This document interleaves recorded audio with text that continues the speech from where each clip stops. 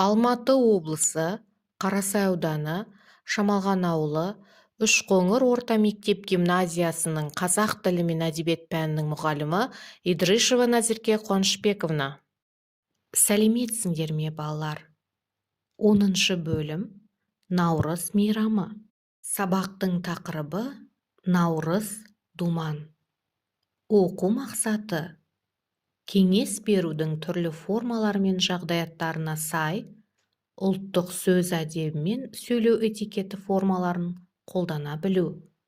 Тақырып бойынша оқшау сөздерге қойылатын тыныс белгілерді орынды қолдану. Бүгінгі сабағымыздың жаңа сөздерін қайталаймыз. Олыс, теңелу, дәм тату, шығыс, татуласу. Оқушылар, ал енді диалогты тыңдап, сөз әдебін үйреніп алайық. Сәлеметсіздер ме? Наурыз құтты болсын. Барлық қонақтар келіп үлгеріпті. Мен кешігіп қалдым. Кешіріңіздер. Сәлеметсіз бе, Әлия? Рахмет. Сізге де Наурыз құтты болсын. Жоғары шығыңыз, төрлетіңіз. Айсұлу, Әлияға ыдыс шанышқы қасып беріңіз. Әлия, Наурыз көжеден дәм татыңыз. Наурыз көжелеріңіз дәмді екен. Ас болсын, тағы ішіңіз. Рахмет, тойдым. Сіздерді ертең енді мен қонаққа шақырмақпын. Біздің үйге келіңіздер.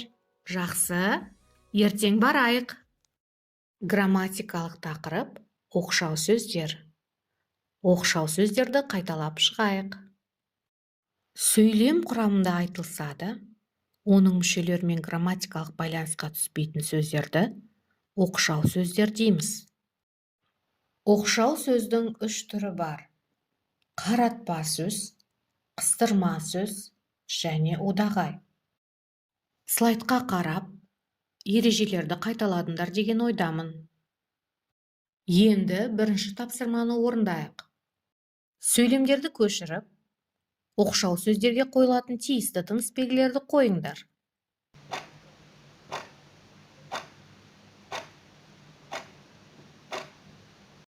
Тексеріп көріңдер. Жарайсыңдар. Ал енді сөз жұмбақ шешіп көрейік. Берілген сөздерді қазақшаға аударып, сөз жұмбақты шешіңдер.